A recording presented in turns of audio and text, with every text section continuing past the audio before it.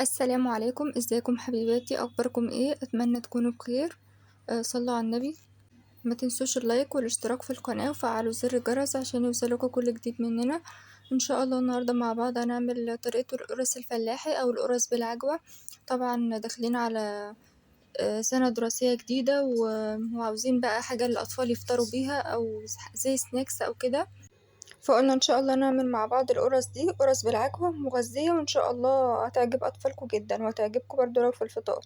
جبت هنا كيس خميرة، حطيت عليه شوية مية وسبته بقى ان هو يفور كده بعد كام دقيقة. وهنا جبت كيلو دقيق ابيض، وبدأت ان انا انخله عشان اطلع منه اي حاجات كده ناشفة فيه. هو طبعا في الكيس عادي بس طبعا لازم يتنخل عشان يبقى ناعم زي ما انتوا شايفين كده. حطيت هنا ملح وحطيت رشة سكر او معلقة صغيرة ملح ومعلقة صغيرة سكر، وحطيت هنا شوية فانيليا زي ما انتوا شايفين كده. وبدأت انزل بالسمنة، حوالي كوباية ونص سمنة كده. ممكن بقى تعملي سمنة اللي هي العادية رواوي اللي هي الأنواع دي أو سمنة بلدي. ونزلت هنا بعلبة زبادي برضو عشان تكون طرية كده وتكون مغذية معايا. وطبعا لو عندك لبن بودر أو كده ممكن تضيفي، بس أنا ما كانش عندي فعملت بالزبادي بس.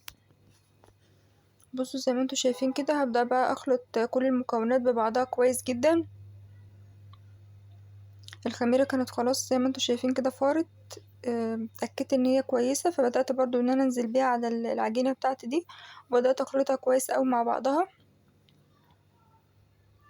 هفضل بقى اخلط في العجين كويس اوي زي ما انتوا شايفين كده. بصوا الخميرة كده لازم تحطي الخميرة كده على جنب، تحطي عليها شوية مية صغيرين عشان تأكدي ان هي كويسة تقدري تستخدميها. حتى لو لسه شارياها بتكون مركونة عندهم او ممكن يكون فيها عيب او كده فممكن تبوظلك العجين، لازم تأكدي منها الاول على جنب. زي ما انتوا شايفين كده عمالة اعجن في العجينة دي كويس قوي لحد ما تختلط. وكان عندي طبعا نص كيلو عجوة، بدأت ان انا اعمله كور كده صغيرة وعشان احطها في قلب القرصة بتاعتي.